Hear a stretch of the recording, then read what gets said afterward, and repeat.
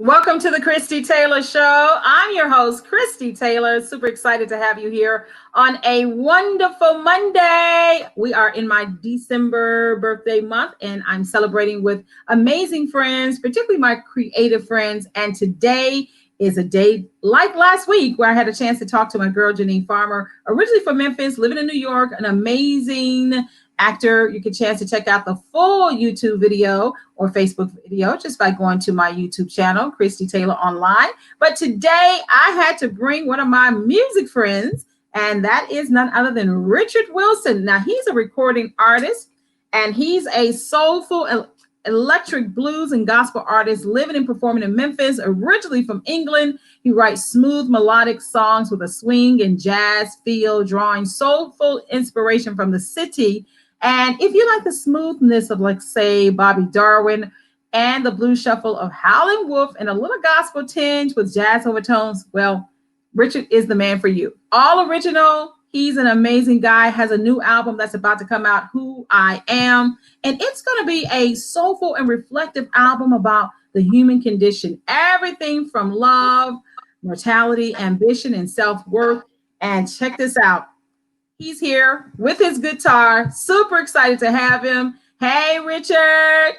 Hey, pleasure to be here. Now, this is December, my birthday month, and I've been having a lot of my creative friends. And to have you here, we've chatted before. I've interviewed you on other opportunities and situations, but to have you here during my birthday month and you have your guitar, we're in the music room, so I appreciate you. So maybe I could even get a birthday song out of him. But right now, let's talk about, first of all, your journey to Memphis. Now, you're originally from England, but you decided to make Memphis home. Let's talk about that. Yeah, well, I originally from near London in England, and I used to work in the recording industry, selling recording tape for years. I worked for 3M and Ampex, those companies, and I came over to the States to work for Apogee, which made digital audio equipment in Santa Monica. And so basically the whole industry's changed so much. And then I decided, to focus on music more. And of course, Memphis kind of hit all the spots for me. I've always played music, but, obviously blues, gospel, soul, that's kind of the bedrock, my musical influence. So I moved to Memphis 4 years ago and never looked back. It's been so much fun. Now, what was the draw, out of all the cities in the States that you could have gone to that also are known for music, Nashville included, what made Memphis your choice? I just think it's the rich roots that kind of resonate with me, blues, jazz, gospel. I mean, it's an amazing, fertile area. It all came from here. So it's like the logical place to be. And I don't quite identify with the Nashville thing, even though I play a Fender Telecaster. You know what I mean? But then Muddy Waters, he played the same thing, you see. Yeah. So anyway, it's basically all the guys who are here, all the Stax Sun recording artists, the great legacy of gospel music, it just added up for me. And it's a music town, and there's like loads of venues and stuff. And obviously pre-COVID, I was very busy doing lots of gigs. But the vaccine. Now let's talk about that. Yeah, the vaccine is on its way. Let's talk about that. Okay, with you coming to Memphis, retiring from your other, more behind the scenes music part, you totally committed to being a music man. Yes. One of the things I love about you, Richard, is that you are old school with it. You in Memphis, once again, being a music town with a lot of history, you've been able to find a really unique niche. Let's talk about that.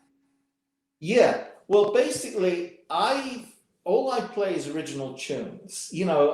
I haven't done a cover in like 25 years. And I figured, if you're going to be serious about your music, be serious about your composing skills. So basically, all my music has a kind of bluesy, gospel, jazzy feel. I touch on all those genres.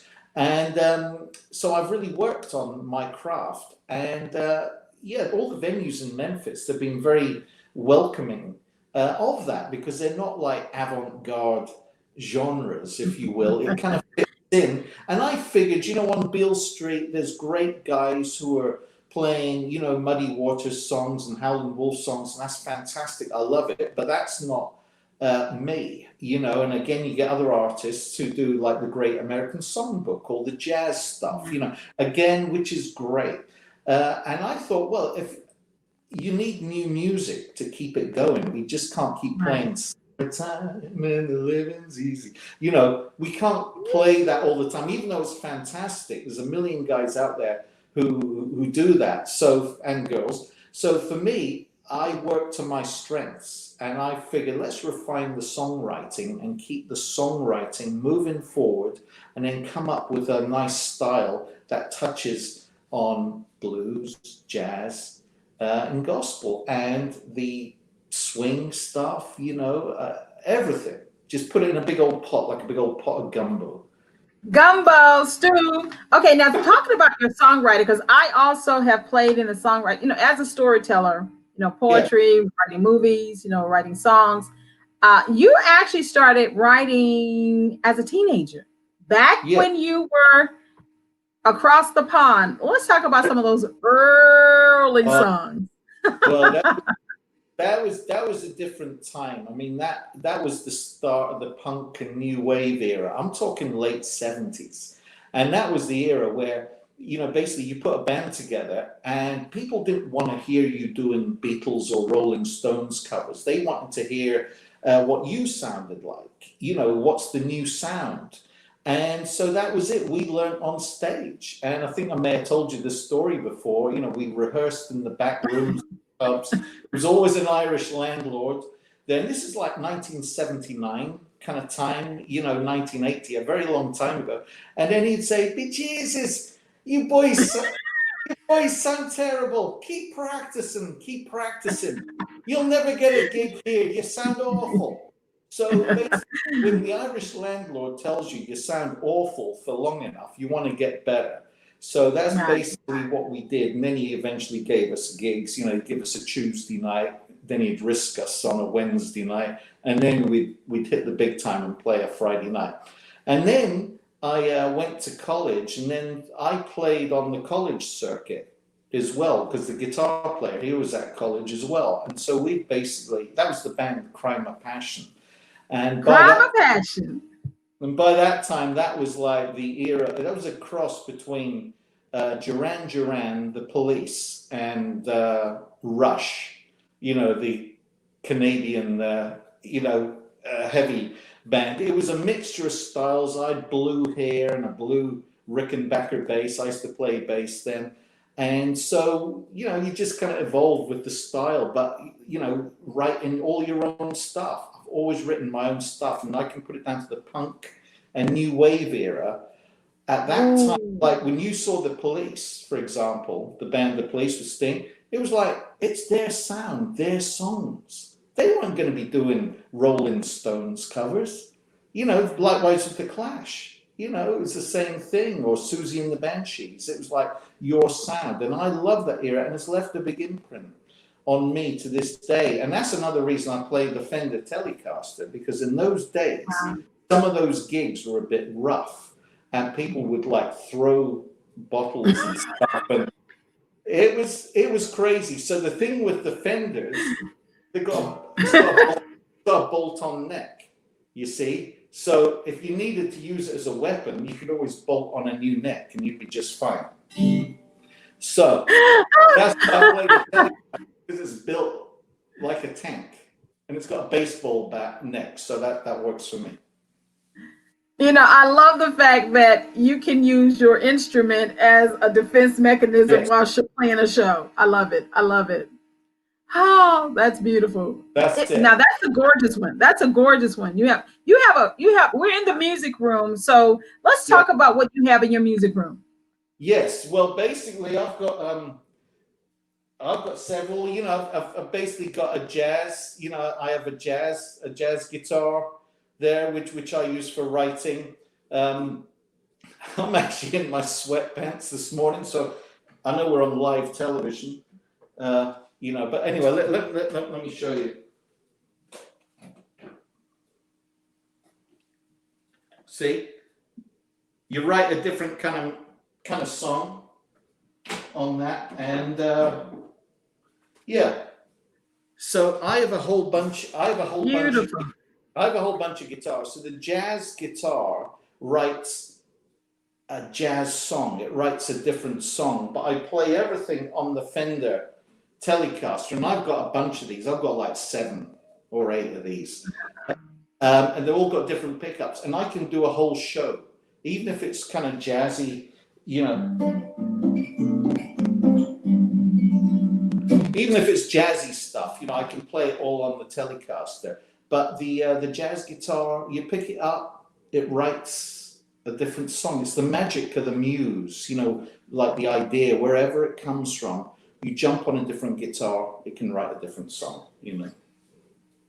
Now, talk about musical influences. You know, I understand, because I love the fact that you came from a time where everyone was wanting to make sure that they created their own sound. But even with that, we all have a musical influence.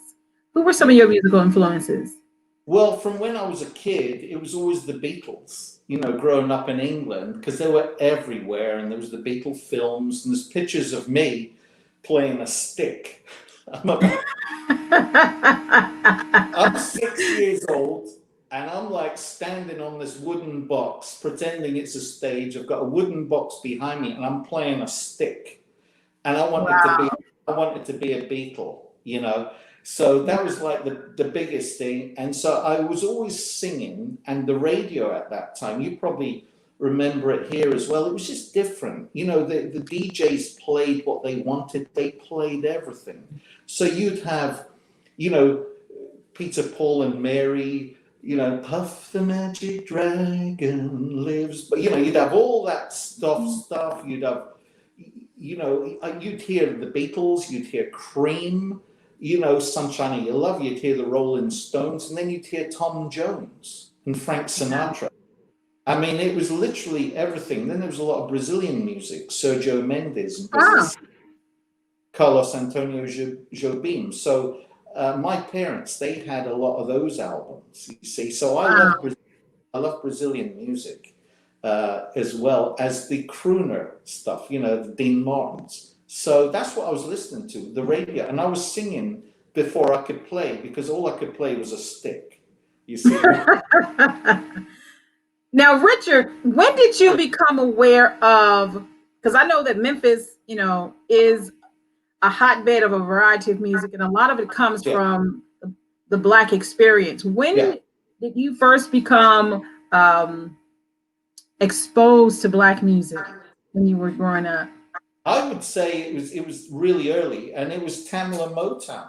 I mean, it was basically all the Diana Ross stuff, all the Stax stuff. I didn't know it was Stax, but it was there. Green Onions, you know, and then you know, you move into the 70s, it was disco and funk. So, you know, on the one hand, you know, I would like kind of like the heavier bands, you know, like Led Zeppelin and The Who. And then on the other side, you go with disco. And this is me kind of like 16 kind of times 17, you know, and so you'd be dancing to, you know, to Kool and the Gang and Chic. What you said? That's it. You know, get down on it, you know, you'd hear all that stuff. And I was playing bass by then, you see. So I absolutely loved, you know, the bass lines, you know, Kool and the Gang, the Gap Band, all that stuff. You know, even Sylvester, you make me feel nice. Yeah, I mean, it was all there. And it was an amazing time, because one night you'd go to the disco, and it'd be like Saturday Night Fever. So, you know, I'd have the white suit and the whole thing. This is like 1978 when I was 17. And then the next night you'd be at a punk gig or at more rock, and you'd wear the leather jacket and stuff. And it was just totally 2 different worlds, but I loved both of them. And so, yeah, for the Black music, definitely the 70s funk, disco and soul was right there. And I loved the... you know, people like Phoebe Snow and the lovely, you know, Randy Crawford, Secret Combination album. I mean, there was just beautiful, beautiful songs, beautiful ballads, and I liked that as well. Now, since you're talking about funk, Memphis has its own funk legends like the Barcades and things like you said, coming out of Stacks. Yeah. Can you give me a bass line? Kind of give me a little funky bass line. Can you get that right there? No, I'm more the jazz. I haven't done anything like that forever, but I'm just Okay, but give me something. Give me a little something. it's more like not really funk, I would say. I mean, I don't know. I kind of swing.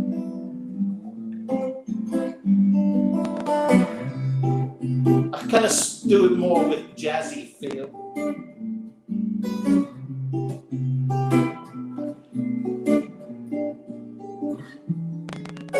I mean, there's other guys that can do the old like Nile Rodgers thing, but I leave it That to them. sounds good then. Yeah, you see, that's the thing. You see, I leave it to someone like Nile Rodgers. He's the master of that beautiful, funk chop and rhythm. Is great. And so what I do, I kind of take a feel of the syncopation, but then I apply it to bossa nova.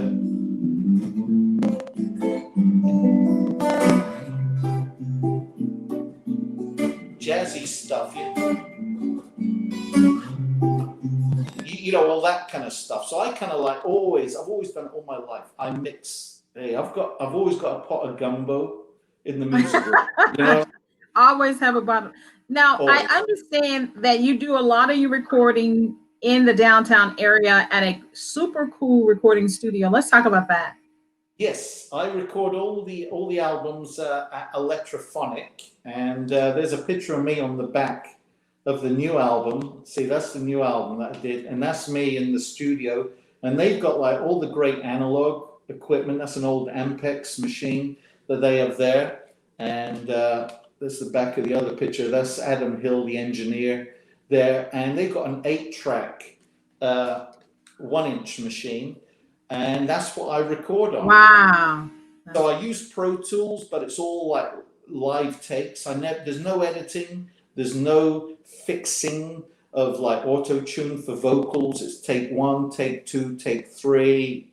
It's the best of the takes, and then we bounce it onto the analog machine when we're mixing, just to give it a bump, and it kind of pulls all the sound together, and it's just it homogenizes the low frequencies, the cymbals sound smoother, you know what I mean? And digital recording is sample rates, so it's basically like a digital clock, with seconds, tenths of seconds, hundredths of a second. All that means is, for your audio, not to get too technical, it's only an approximation of what a cymbal crash is like.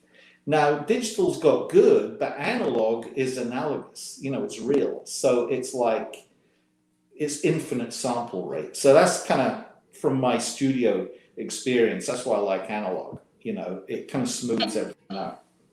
And speaking of your studio experience, you have been in some of the most legendary studios around the world. Yes. With some of the most amazing artists in the world. Let's talk about some of your, back down memory lane. You were just that studio guy. Yeah, well, in England, I worked for 3M, and really at that time there was only 2 big tape manufacturers, 3M and Ampex, and this is in the 80s and the 90s. And I got a call from Pink Floyd. They were recording The Division Bell, and I got a call from Dave Gilmour, his technical manager, to come down with a sample of the 2-inch tape.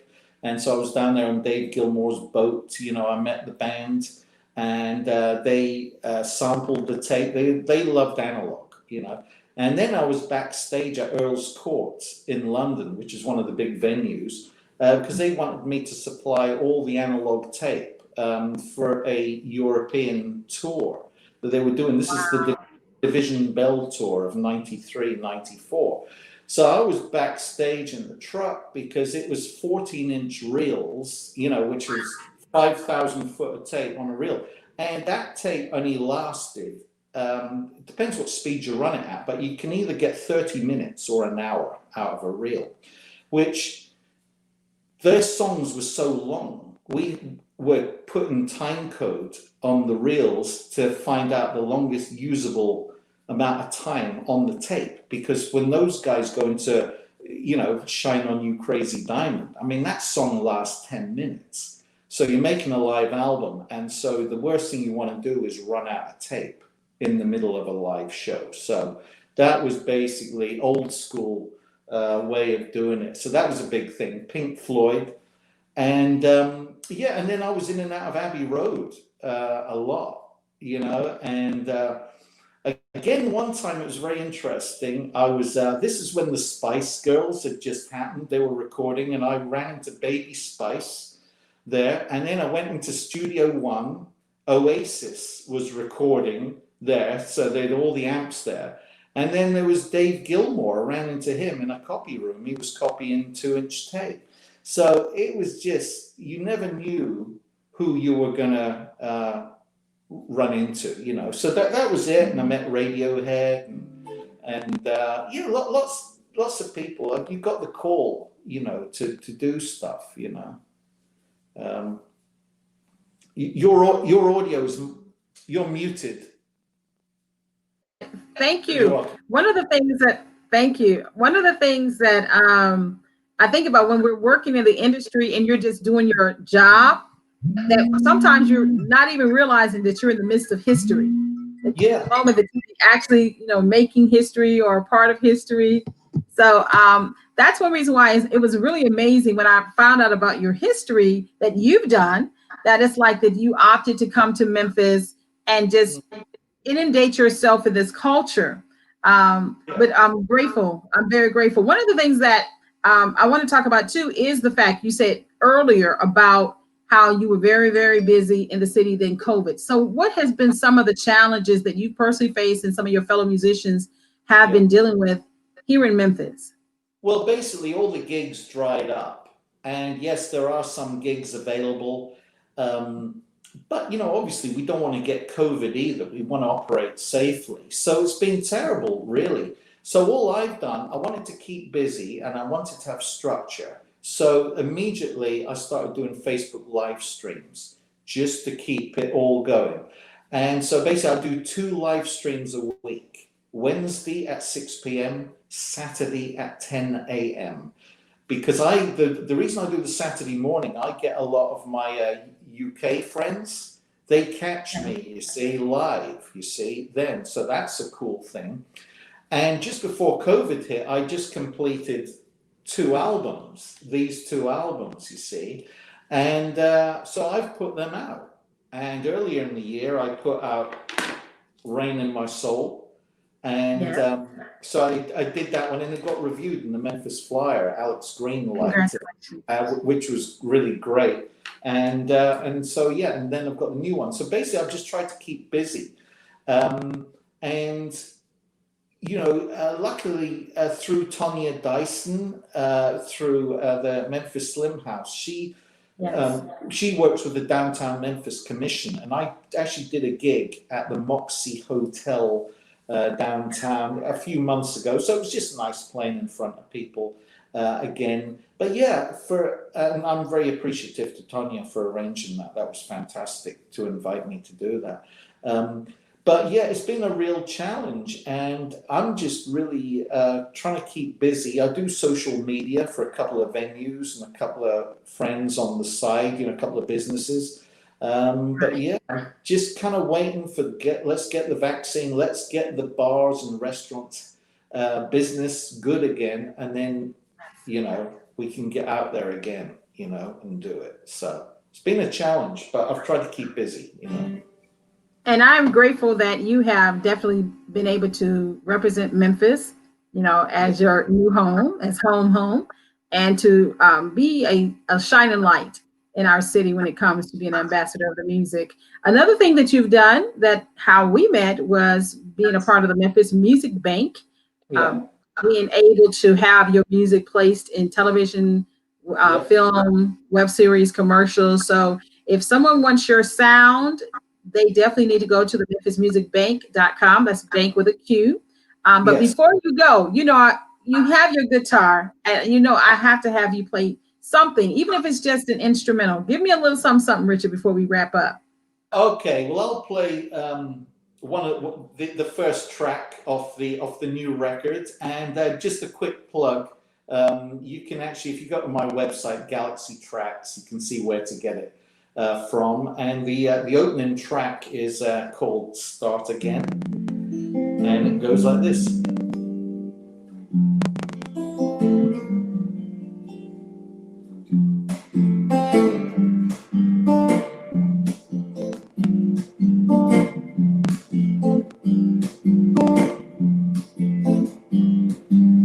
Never have to feel you have to start again. Never have to feel you have to win again. No lover's heart will not pretend you don't bend. Never have to feel you have to start again.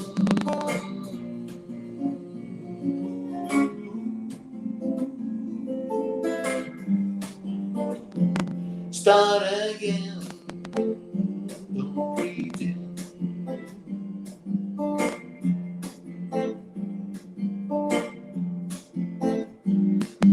A stranger's word is what you heard from that cold town. The stranger's heart is looking back, bring you down. No lover's heart will not pretend.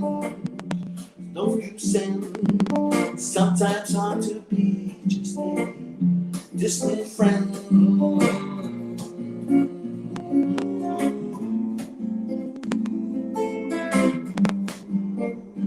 Start again, don't pretend.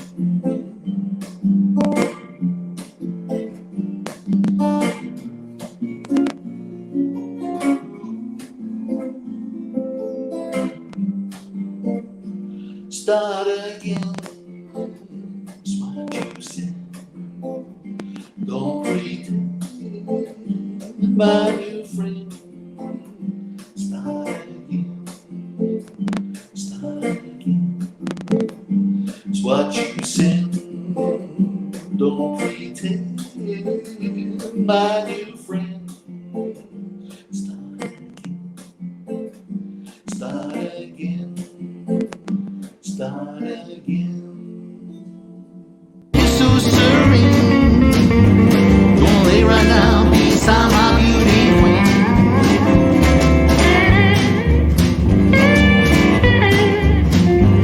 Gonna love you pretty mama. Gonna love you all night long. Gonna lay down right beside you. Forever is not too long. Big brown eyes make. All right, that is Richard Wilson and Start Again. That's the new song on that new album, Who I Am I. And you all can go to his website that is scrolling across the bottom. Also, be sure to check him out on Facebook. He is doing live streams on Wednesdays, as he said, at 6 p.m. and Saturday mornings at 10 a.m. And if you're across the pond, you definitely want to check him out. We'll be right back. And I've got t-shirt. Well, I've got a whole merch thing going as well. So be sure to check it out. If you go to Galaxy Tracks, everything's on the website. So yeah, you can check it all out. I love it. I love it. We're right back after this. Yes.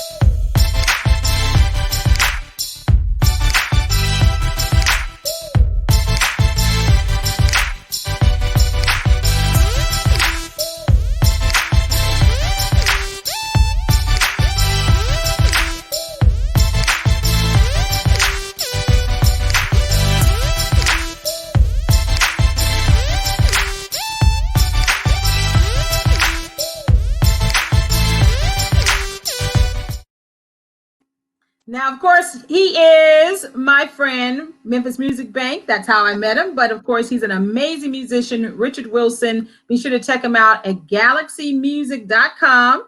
Also follow him on Galaxy Tracks. Galaxy. I do that to you all the time. Yeah, Galaxy. Sorry. That's all right. Galaxy Tracks. TRACKS.com. Galaxytracks.com. Okay, check it out. Scrolling across the bottom right now, along with his Facebook and Instagram, and get his new album. Yes. Who I Am. Thank you so much. Thank you so much. Now, Richard, I appreciate it. You're very welcome. Now, before we wrap up, I want you to just kind of just chat from your heart on what you've learned about yourself in 2020 and what you're looking forward to in 2021. Okay. I think, like everybody, we've kind of probably got more in touch with ourselves because everything's slowed down. And so basically, slowing down has been great. I've looked back more about my life, which I didn't look back before, and I realized, yeah, there's some pretty cool things going on there. And moving forward, I think I'll probably not chase down every gig that's available, but maybe make it more that kind of makes sense for me, and maybe the audience may like my music more, instead of trying to, kind of shoehorn, my music into a place that may not quite work. So I think just slowing down, being more selective, and hey, enjoying the ride. So it's been a real lesson of being reflective and really just think what's important in life. And I think make every day count and enjoy every day and enjoy the journey. We're on a journey, and so I just want to enjoy the journey. So that's been the good thing about this downtime. Thank you. Thank you. Now, this is my birthday month. Maybe we can do a quick birthday song before you go. Yes, we can. Yes, we can. Okay. There you go. We'll do one. Yeah, look at him pull. I'm gonna do the title cut off the album. This one's called Who I Am, and it goes like this. Thank you.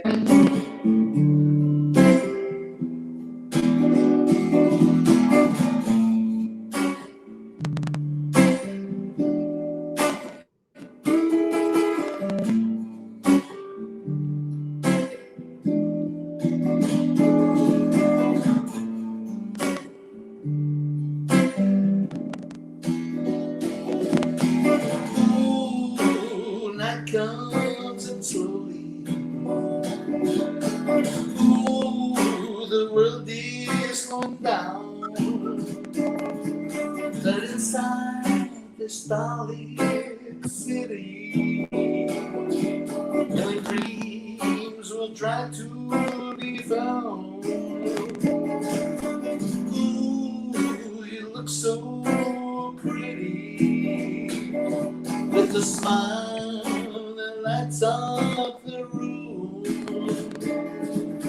Stay true for all those deal makers. All who's what's inside of you.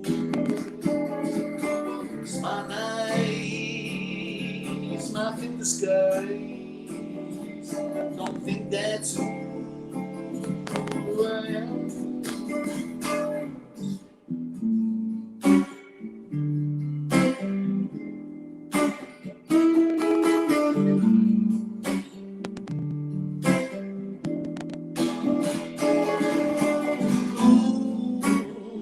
Comes in slowly. Ooh, the world is coming down. I'm about to wrap up the recording of the Christie Taylor Show with Richard Wilson. Right now, he's singing a song. His album. Okay, I'm doing good.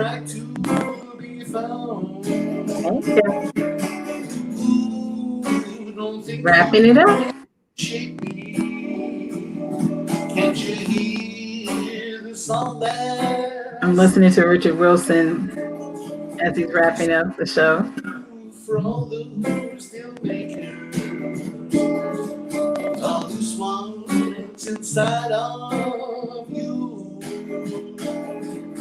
It's my night, it's my in the skies. Don't think that's who I am. Blind eyes, don't care try. Don't think that's who I am. How you doing today? Doing pretty good.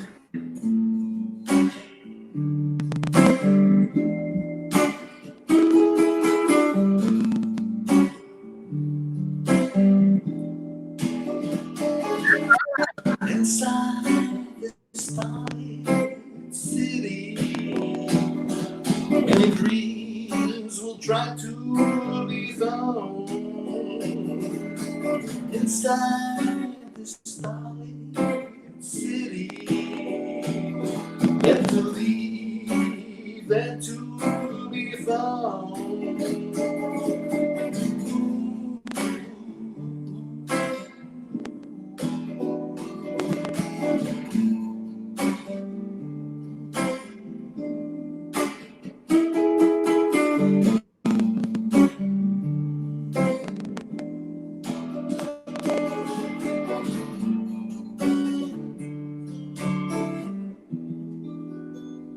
Richard Wilson, new album available, galaxytracks.com.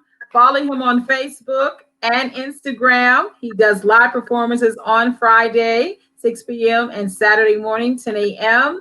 Thank you, Richard. Thank you. Wednesday at 6, Saturday at 10. Awesome. Thank you all so much for hanging out with us, and we'll see you next time. Thank you.